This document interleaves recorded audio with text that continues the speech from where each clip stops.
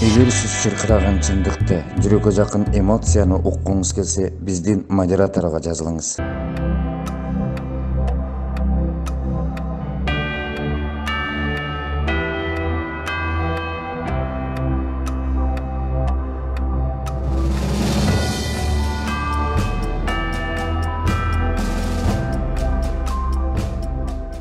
Исакова Кулпунай, ушул Кара Дарыянын мүчөсүмүн. Күйөөм Ташматов Марат азыркы учурда Оштун түрмөканасында жатат. Убактысы уже мына 4 айга кетип атат. Буларды эмне себеп менен кармаган? Хулиганство менен кармалып жатат.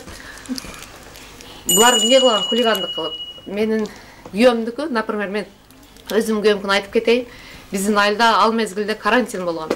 Карантин мезгилде көп машиналарда көп балдар келген да. Биздин мындай аэропорт деген кенен жерибиз бар. Мына Кара Дарыя күрүч эме кылат, ошо мындай тазалай турган место, чоң место. Ошол жерге көп машиналар келди да аябай ызы чуу салды. Анда биздин кошунабыз каза кылган ошол күнүчү. Ошол баягы жанагы оору менен биз аябай эч ким эч жака чыкпастан карман отурган кезибиз болгон. Аябай ызы чуу салганда менин күйөөм чыккан дагы. Эми менин күйөөм эле чыккан эмес. Ал жерде бүт баары чоң кишилер чыккан, чоң эркектер, аялдар чыгып, бу жерде ызы чуу салбастан бу жерден нары кеткиле деген. Менин күйөөм дагы ошолор менен кошулуп, ошол сөздү гана айтып койгон. Алар өзү спортсмен балдар, көп машиналарда, джип машиналарда айдаган. Мындай эми колунда бар адамдар экен да. А биздин айыл карапайым ушундай эле мындай акчасы жок эле адамдарбыз. Ошондой деп койгон үчүн мени хулиганство деп менин күйөөм кармалып жатат.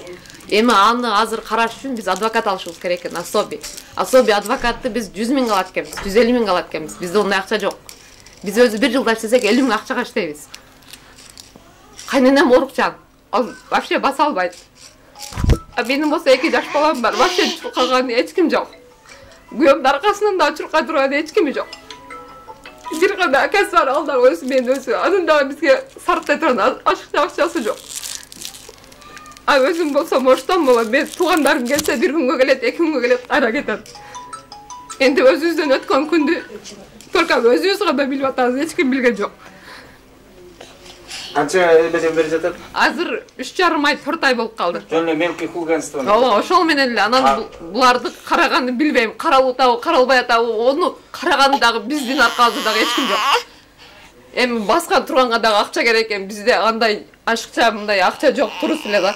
Ошо хулиганство менен ошол эле айылга келген балдарды бияда ызы чуу салбагыла, бизде каза болгон адам бар деген сөзү менен 3,5 айдан бери кармоодо турат. Ошону деп кармап элем, ошону жакшы акыйкаттык менен карап беришиңер деп. Биз топтолгонубуздун себеби ушул. Ошол өкмөт басамын дейишип, баары шаардан келишип, балдарды келип золуктап, али атамын да аткамп, туга мен баламды туга окуйген.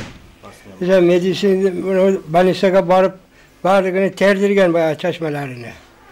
Ошентип отуруп булар bir gün çıkırıp öyle miliselere barıp kamap koyup. Bayağı atkanlar özleri zayıflığını yazıp miliseye berip koyup geçişviriptir. O şontuğuna hazır 4 aydan beri ces sotup o, ce işte gezip o catşat oşta. Bir güne catşat. Burada Hurmatı Sadri Caparov, hakikat izleyim dep gelgensin. Hakikat kılıp çeçip vergin şu baldardı bizge. Boşaltıp verişinde suranağız.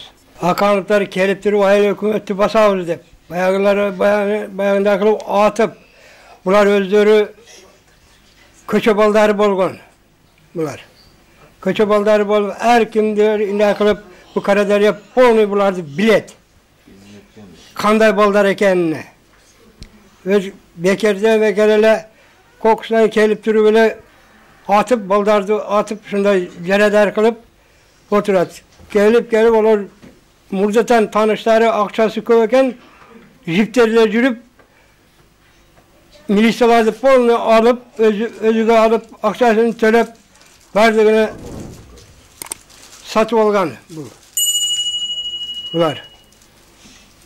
Bizi baldarda hakikatini çıkar vergiler. Bir güne oturur.